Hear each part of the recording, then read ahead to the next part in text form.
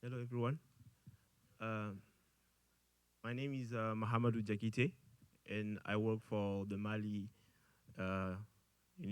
Transit Initiative. That is an Aecom project funded by USAID OTI, the Office of Transition.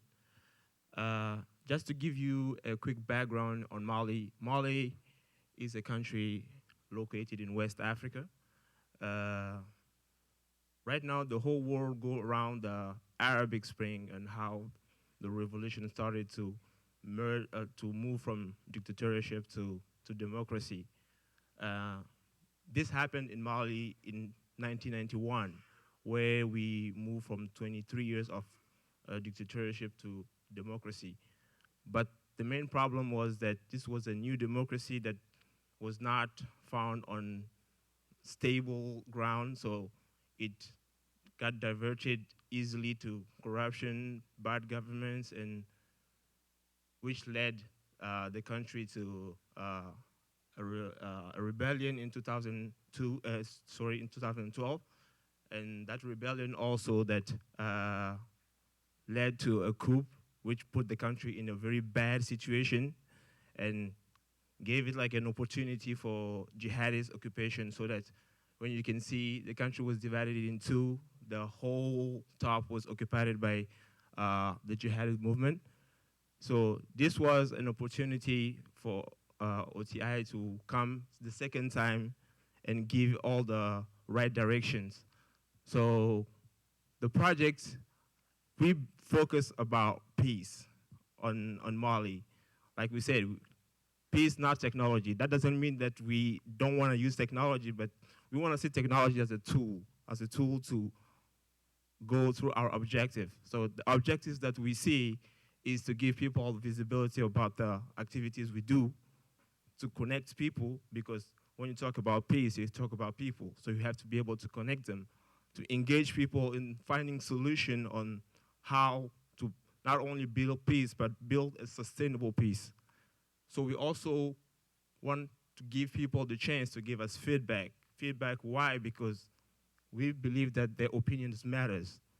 So that's why we try to use simple tools like a mailing list that allow us to connect the right people, the right partners, to have discussion about the ideas we try to focus on.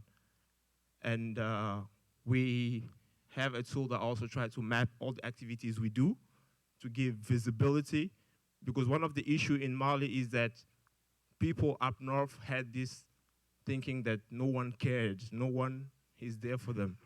So showing these activities kind of like give them this feeling that we are really doing something about it. It's not like that part of the country has been fall behind.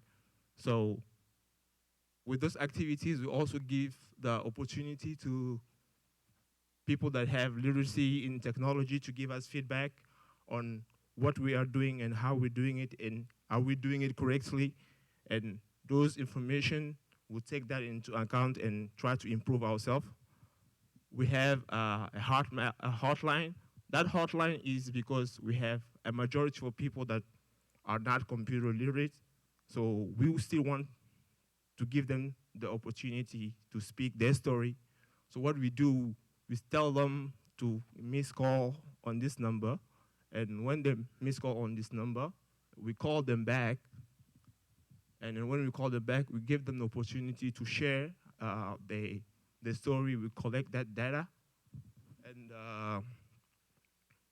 all this data is injected to the, how do you call it, to a database. And with this database, all this information, we try to assess it and process it in a better way. So one of our challenges is that in Mali, the infrastructure for technology is very weak. It's not in many places that you have access to internet. It's not in many places that people can afford smartphones. So we have to go back and find small solution for SMS-based type of application, and the low tech that will allow you to collect information from people. And those information are processed to give a better understanding, so that we'll have good decision making, So if we can see that a number of people of this region is having this type of mentality, that gives the decision makers enough information to take the better decisions. So with all that, we try to put a platform that combines all these information. So on our platform, we already have a hotline that is working. We have the web mapping that also gather all the activities we do. The mailing list is on progress because every new program, we try to get them incorporated into our mailing list. Thank you very much.